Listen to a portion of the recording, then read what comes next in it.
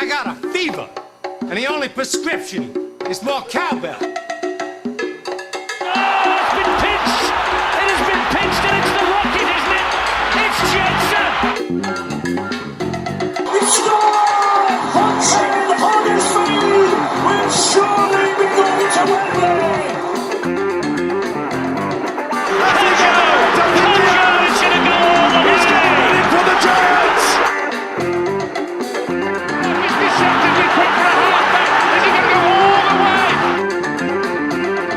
They've got the numbers out wide here of Huddersfield. They have got the man out wide. It's McGilvray for the corner, and McGilvray is in.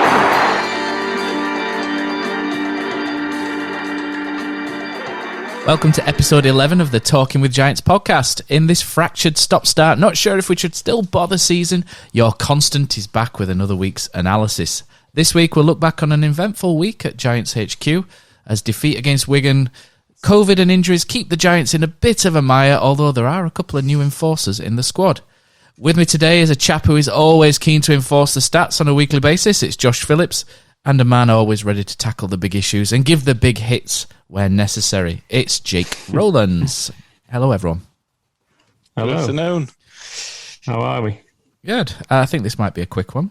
It's starting to feel a bit Groundhog Day, isn't it, in the podcast? So, Wigan 16, Giants 12. Giants have gone full Huddersfield Town lately, haven't they? And failed to convert another lead. Your thoughts on this one, Jake? I know you were very attentive in this game. How did you find the game? Because there were a couple of standout moments, but unfortunately it just ended in a typical fashion.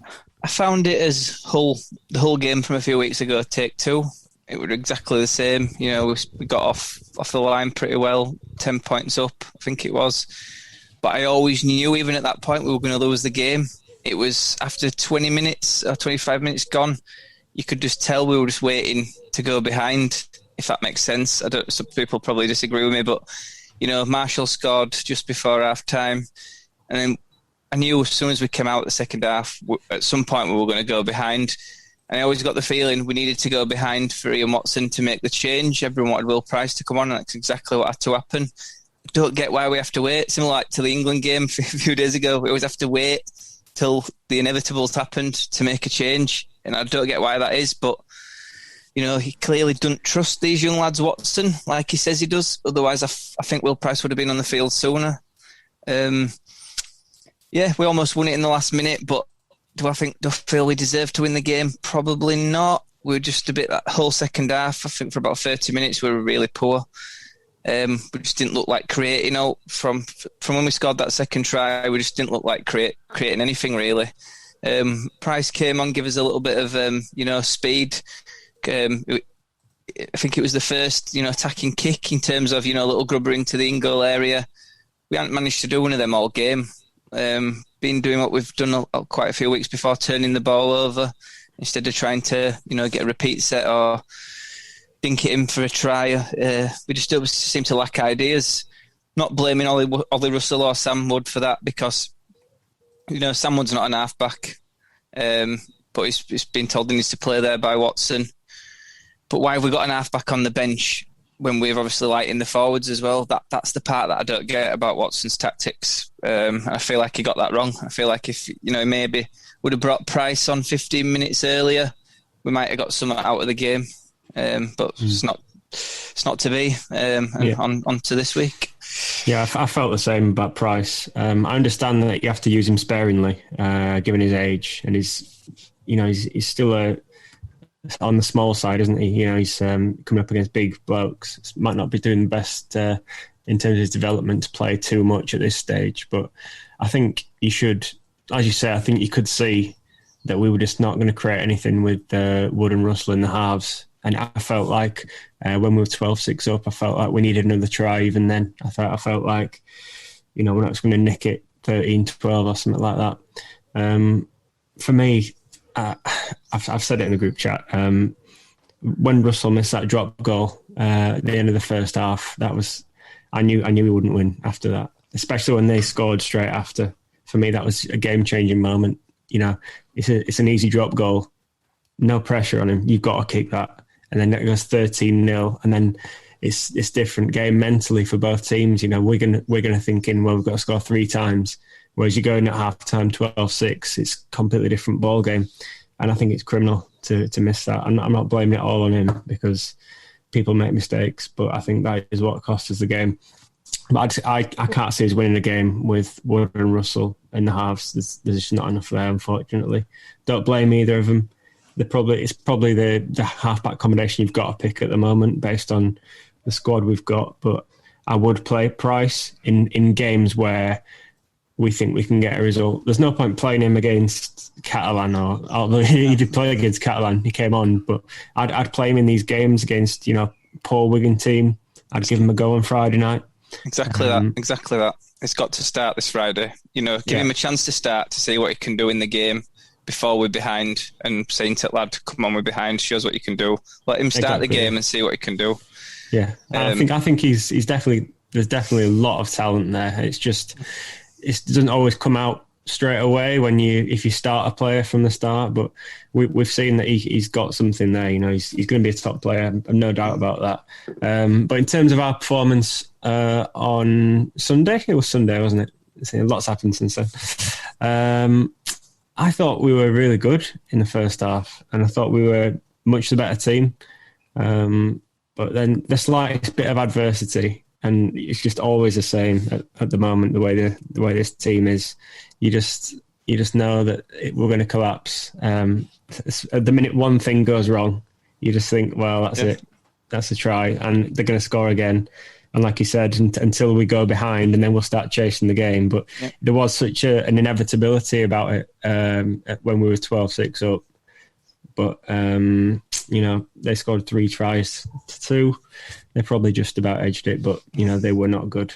And that's the bit I struggle with really now with Giants. It's the predictability of, you know, what's going to happen, and you're just waiting for it to happen. You know, it was so obvious that was going to happen. That Liam Marshall, you know, he's done it to us numerous times before, that little chip over, you know, and running onto it and picking up on them. I know, but I saw people say on Facebook, you know, Jerry pulled out in warm-up. If Jerry had been playing, we'd have won. I don't actually believe that to be true, because I don't think Jerry's capable of, you know, going for the ball like Ashall Bott did to create that try from Jake Wardle. I don't think we just scored that try. And there was a couple of times when Wigan made a bit of a break down that side where I think Marshall would have probably done Jerry for pace, whereas he didn't. I think Bott got away with it pace-wise. Yeah, exactly. And I think Jerry would have probably been cut out. That we were lucky not to get when Marshall went over and it went to video, and he had his foot, you know, he put his hand down on the line. We were lucky to get away with that one. But you see, Jerry might have not have got over into, you know, crossing time with his lack of pace compared to Bott, you know, and he might have had an easy try that one. Marshall, you don't know, but there were a couple of other instances. Before that where you know, I think he got put into touch and he almost brought clear. You know, I think if Jerry would have been on that wing, Wigan might have run a couple of other tries in. And that's not saying Ashall Bott's a better player than Jerry. I just think Ashall Bott were better suited to that game than what probably Jerry would have been. Well, I thought he had a good game. He had made a couple of errors second half, but he did. I thought he had a very good first half, and that leap for the try was great, very impressive.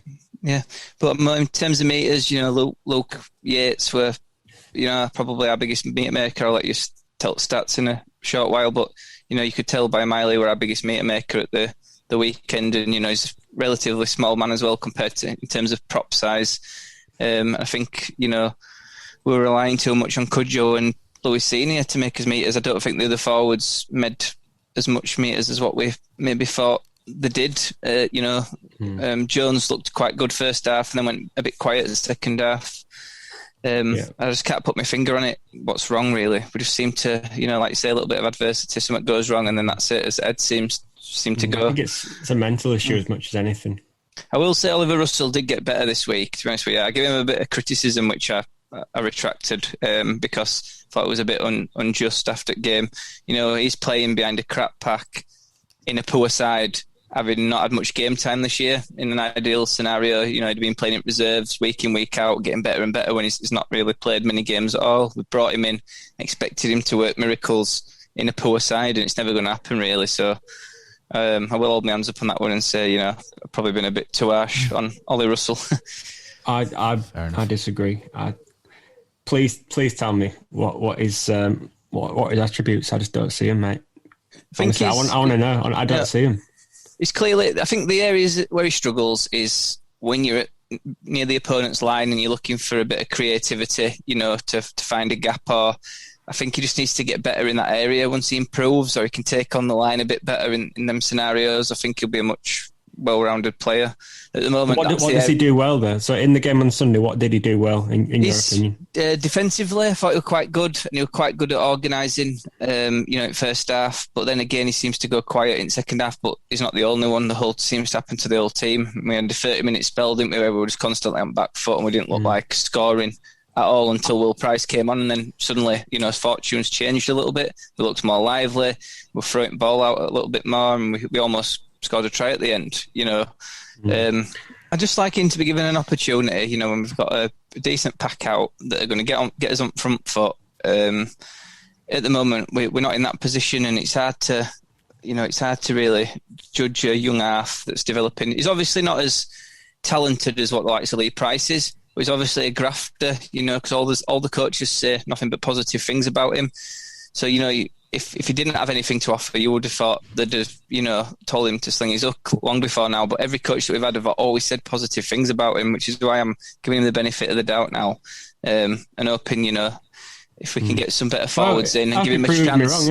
I hope he proves me wrong. Yeah. But I'm just saying, from what I see, I'm not seeing it. But as you say, the coaches have said otherwise, and they gave him that long contract. I think he's got another year after this as well. So I hope he's just a late bloomer. Some players have to graft their ass off, and then they reap the rewards later on in their career. Whereas some, obviously, like talented players, like your Prices and your Jake Trumans, you can tell from 18 that they're going to be a good player.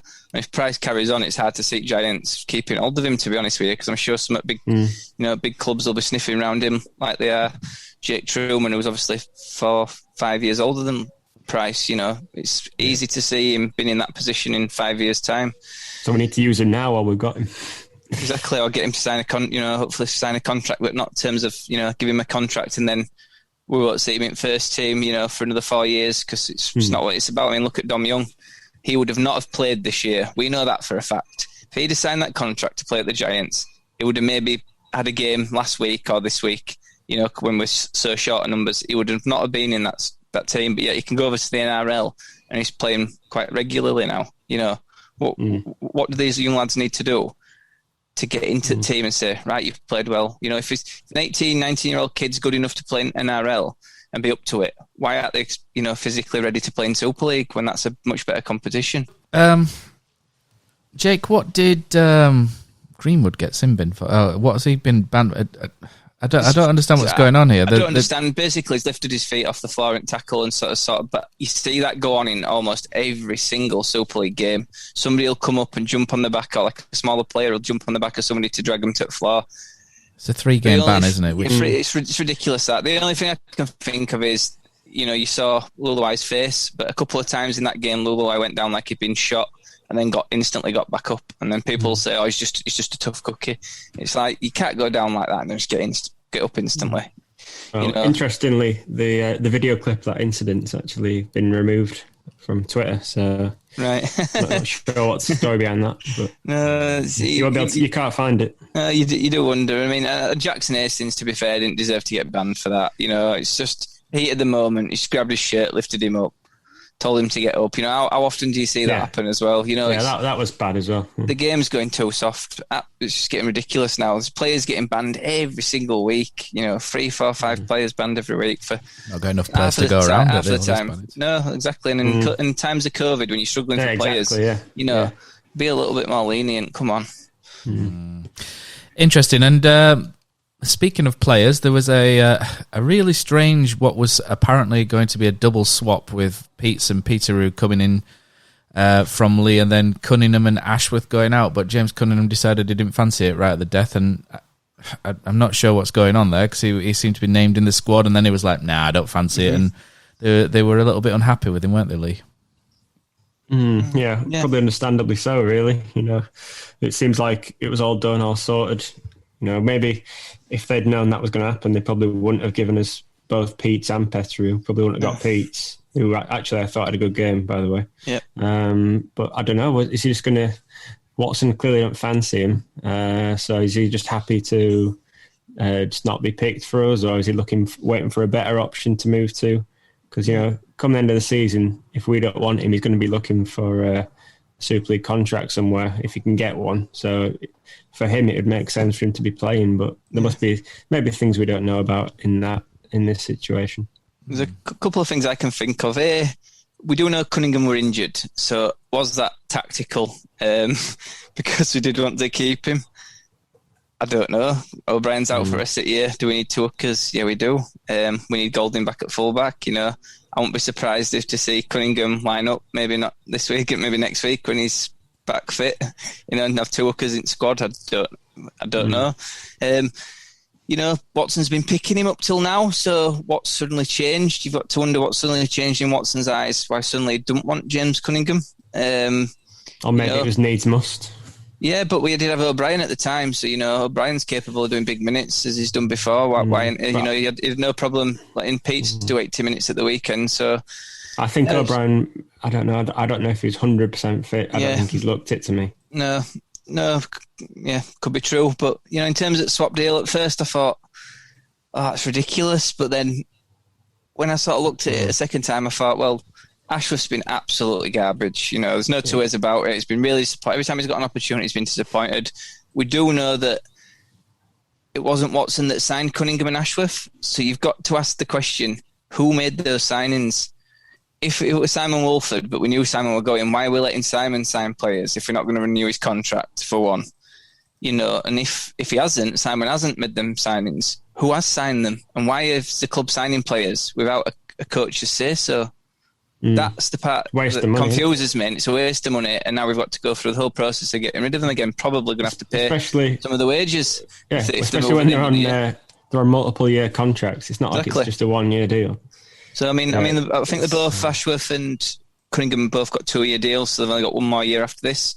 The fact that we're sending Ashworth out now suggests he's not got a future at the club, so you can see him leaving at the end of the year, probably to somebody like Lee, maybe a lower Super League club, someone like Salford. I know he lives over he's from Manchester, Oldham or Rochdale way, I think. So could see him ending up at Salford, because I know Salford did want him, which were weird because I think I listened to a podcast last year saying Ian Watson wanted him at Salford. So it does just confuse me a little, that. But I'm not too disheartened with them both them going, to be honest with you. Pete's did quite well at the weekend. Thought he played well in the Origin game as well the week before. The Exiles Fake game. Origin. Yeah. And I thought Petteru, he did all right. I mean, he offloaded the ball a little bit, which is what we've missed. But in terms of, big prop, he's not exactly massive, is he? Didn't exactly I thought he did all right. He made that bad error. Yeah. He made a bad error when he dropped the ball, which is obviously not a good start. But I thought he was he offered something different for us. Like you said, he gave plenty of offloads, and he looked a threat with the ball. I thought it was a good option, better than like I say, Ashworth. I mean, if they're just to the end of the year, where he said, and it's not going to turn into a multi-year deal, especially for Pete, has struggled in teams like OKR and Leeds. He's on his third Super League club. Look, Petteru. Yeah. We don't exactly want him going forward, but Pete's, you could, if you could make an argument for, But I did want an hooker, to go alongside O'Brien with a bit of pace that can make some darting runs. Pete's. He's not that quick, but he played 80 minutes. He looked good. His organisation looked good.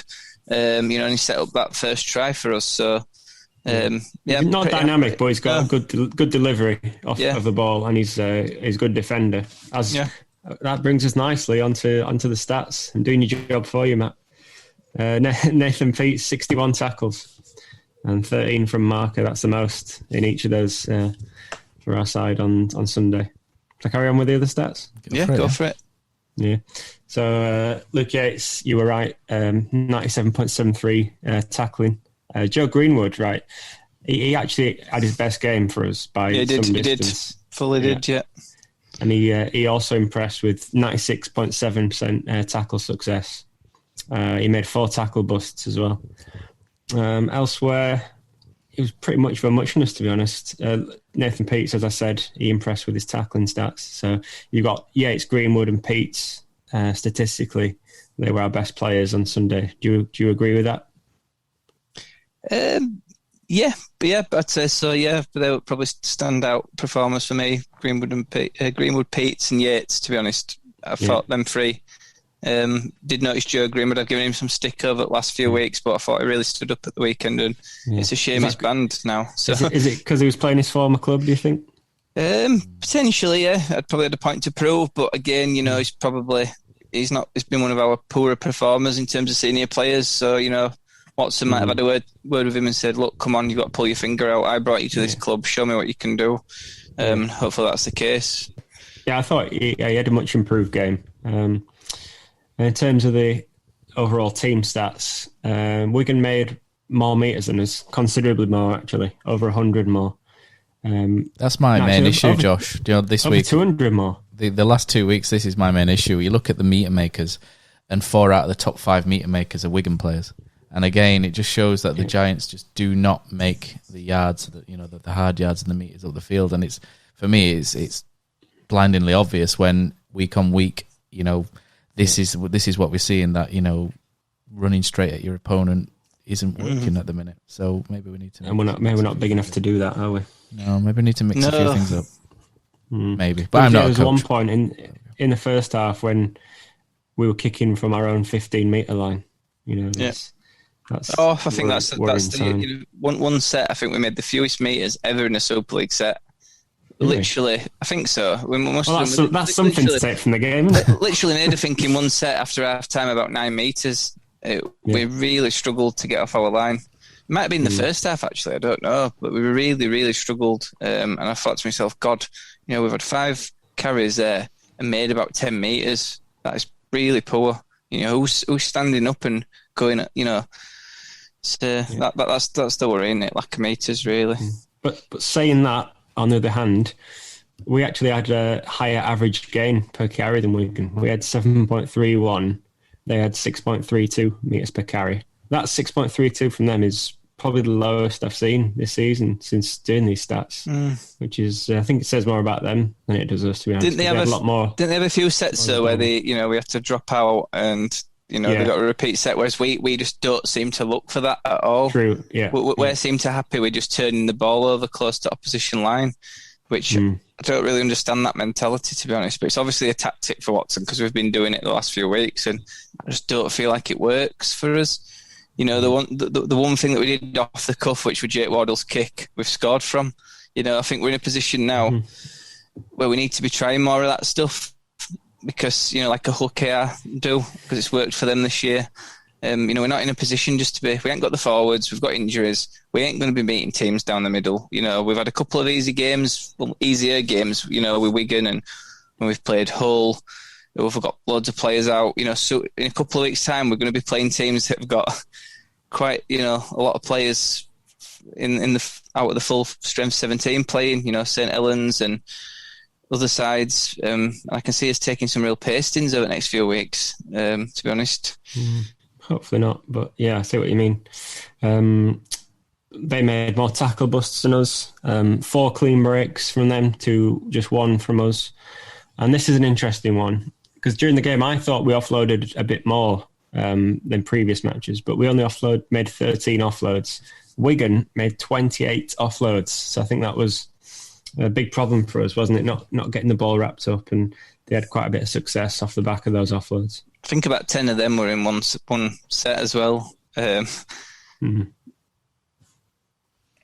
see, when we offload, we don't offload, and we don't really make a break from it. It's just a simple offload to player behind, and then we just take the tackle. Whereas other teams offload, and it seems to put us into panic mode, and we're all over the place. All learning, though, I suppose. Yeah, I know what you mean. Yeah. Aside from that, pretty even, to be honest. Errors 10 each, dummy runs 12 to 10, attacking kicks 11 to 9.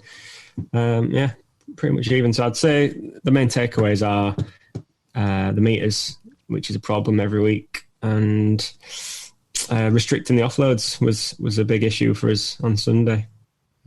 Speaking of problems, Kenny Edwards is back in the news. And he has a problem with what Ian Watson's been saying, doesn't he? So, Jake, you've pointed us in the direction of a seriousaboutrugbyleague.com story, which has Kenny Edwards a little bit unhappy with how Ian Watson's said that he doesn't learn from his mistakes, and there may be some crossed wires. Do you think in terms of the mistakes he's talking about, or do you think no? Ian Watson's right in what we're saying. He's not learned from his lessons on the field. It was stupid at this stage of his career to get a 10-game ban. Absolutely ridiculous. I get what he's saying with regards to the drink. He's turned his life around, but that's not rugby league related. That's his personal issue, in his life that he's managed to, after so many years, get clean with drink. I think Watson's relating to his the rugby league side of it, on the field, which he doesn't seem to learn his lesson. So I don't know whether that him saying that I know in the article he's mentioned that he's still a Giant for this year and he will be moving on at the end of the year and he wants to help his teammates prepare for the rest of the year. But I think by saying that to press, he's trying to get the club just to say, you'll stay at home, you don't have to come back in. By publicly saying, that article, for me, it's just a case of, and if I were the Giants, to be honest with you, I would be telling him to stay at home because, he said there, we play like robots in one of the sentences. You don't want him having a negative effect on rest of the squad, on young lads and stuff. You've got to just wash your hands with Kenny now. Pay him up and get him out at squad and out at environment for me now. Yeah, especially when you consider a lot of what Ian Watson says is about trying to build a culture at the club, and the culture that he wants. Kenny Edwards does not really fit in with that, especially given those comments. So I would be inclined to come to some sort of arrangement where he trains by himself or whatever. Obviously, contractually, we're going to be paying him this year and some of his wages next year as well. Another one of those deals. But I think when I heard Ian Watson's comments about Edwards and he said he didn't learn from his mistakes, I'll be honest, the first thing I thought of was, his off-field antics in the past. So I can see why Kenny's taken it in that way, because that's the way I interpreted it. So maybe Ian Watson should have maybe specified it wasn't referring to that, just to, That's what I meant by the crossed wires, potentially. I just want to say as well, I've got nothing against Kenny. I think he's a cracking rugby league player. I'm sorry to see him go. But, end of the day, we're Huddersfield Giant supporters, and if it's not going to be you don't want him causing a rift amongst other members of the squad. So therefore, for me, he's got to sit out the rest of the year now. Yeah, I do like him as a player. Yeah. It's a shame. But, if he doesn't fit in, the team's bigger than one player, isn't it? So he's gonna have to go, I think. And I think the final thing as well is to look forward to. It's almost a double header, isn't it? Really, in some ways against Wigan, we got them coming back up again, and again a bit of an injury crisis. But there may be one or two back, Jake. Maybe one or two out. I think we've got a few little insight on the squad. I think in this one, we've named 17 players. We've got Fenton Rogers, Aidan McGowan from Academy with. Who was the other one? Sorry, I forgot his name. Robson Stevens, who was in at the weekend, who never actually came on the field, which was another baffling decision. We're only club that seems to do that, and we've done it 3 times this year. Especially when Gave was visibly blowing on his arse. Yeah. Can I see them lads playing? No, because on Giants site it says further clearances over the next 24, 48 hours. I presume those clearances will be Matty English, Owen Trout, and Oliver Wilson. If so, unless we've signed somebody else on loan, there were rumours of Callum McClelland from Leeds last week. Can't see that being true though. If them 3 do come in, it's not a bad squad. We've lost Greenwood, Wigan have lost Hastings, but Wigan have also gained Ethan Havard and Partington, who were banned from our previous game. I can just see it going similar to the previous game, really. Low scoring game. Wigan probably just nicking it with the experience of Tommy Luluai. If English, Wilson and Trout are coming back, if they've had, I think Trout was off with COVID, and Wilson also, if they've been isolating, how fit they're going to be. But for me, we've got to put Will Price in now in the halves, put Sam Wood in the second row and let McQueen go to prop, something like that. Just change it up a little bit. We obviously struggled in the forwards at the weekend. We're going to struggle even more so now with Greenwood out, was one of our better forwards. So give Will Price a chance. We've got nothing to lose at home against Wigan. But fortunately, I can only see it going down as another defeat. Yeah, I mean, Hastings being out for them does increase our chances, obviously, but I don't know. I think, Greenwood, after he played so well on Sundays, is a miss for us. But I think Hastings is probably a bigger miss for them. But will he play the young lads? Probably not. Yeah. As I say, I can't see us winning the game with Wood and Russell in the halves. So, well, we've also got Lewis got Senior missing price as well. Sorry, Lewis Senior and Ashall Botts also dropped out of the squad. That's both wingers that were in the squad at the weekend. So, if Jerry comes back in, if he's fit, if he's still feeling under the weather, he might not play. That's 2 wingers we've got to find from somewhere. You know who's going to play? You know, Wood. Wood Wood on the wing, Price in the halves. Wood and McGowan, on the wing. So if that's the case, we're really going to be up against it, regardless of Hastings being out. Actually, one thing I forgot to say about the Wigan game. I thought Ashton Golding was brilliant. He was, yeah. I was surprised with the lack of meters he made, because I thought he made quite a few carries, and at one point he made a bit of a break, didn't he, from the back, and went about 30 yards. That was superb. He took the ball under pressure and went past about 5 men and made half a break, but no one supported him as usual. No. It just looks to have lost a tad bit of pace to Golding. I don't know whether that's because he's been out for so long and he's bulked up a little bit. I don't know, but he looks a little bit meatier this year. And he looks to have just slowed down just ever so slightly. Whether that's a bad thing, I don't know, because he looks stronger. But he's safe as ours is at the back. And his organisation's fantastic. I think he's a great player. Well, he's definitely one. Yeah. Isn't he a Watson player into Golding? There's nothing flash. Not flash, no. He's steady away. His defence is excellent. He'll probably, he'll be in Watson's fullback for next year. Good character, and he gives gives everything. Good egg, isn't he? An all-round good egg, yeah. There you go. Well done, Ashton. Josh, you going for a score? Well, I've said if Price starts or plays more than 30 minutes, I think we could maybe win. But as I said, there's not enough creativity for me, and we won't score enough points. So, similar to last week, I think I'll go 12-8, low-scoring game. I was going to go 10-8. There we go. What about you, Jake? Similar to Josh, I think we'll be in the game. It depends how we line up and what squad he plays. But I know we've mentioned youngsters playing against full-grown men. If there's a time to play the youngsters, it's in this game, because we're going to have a lot of young players. Ethan Havard, I think, is 19. Partington, Byrne, they're all 22, I think. They've got Umla Hanley, if that's his name. I think he's like 20. It's not a team full of experienced big pros in the Wigan team. There's a lot of young lads in that team. So give him a chance this week, and if we do, I think probably still lose, but I think narrowly, and I think it'll be a good game. And as long as it's entertaining, I'm not bothered. Is that the stage of the season we've got to? Yeah, it is. If it's going down to an entertaining game where it's going to go down to the last 5-10 minutes and we're in the game, rather than a lot of Giants games where it's over after 20-30 minutes and you just have to sit there for the rest of the game thinking, I'm not enjoying this. As long as the game's enjoyable, that's all I'm bothered for now for the rest of the season. Made me laugh on the Sky Sports presentation when I think it was Brian Carney said Huddersfield need to win this if they're to have any chance of the play. Oh, that ridiculous. That had gone. I think John Wells said, didn't he? That went weeks ago. It's gone. Sadly. Well, on the plus side, there's I think we're over halfway through now, aren't we? So. Yeah. I'm going for a 10-8 win, by the way. I'm taking Nate's positivity for this week and say I just think Jackson Hastings is massive for them.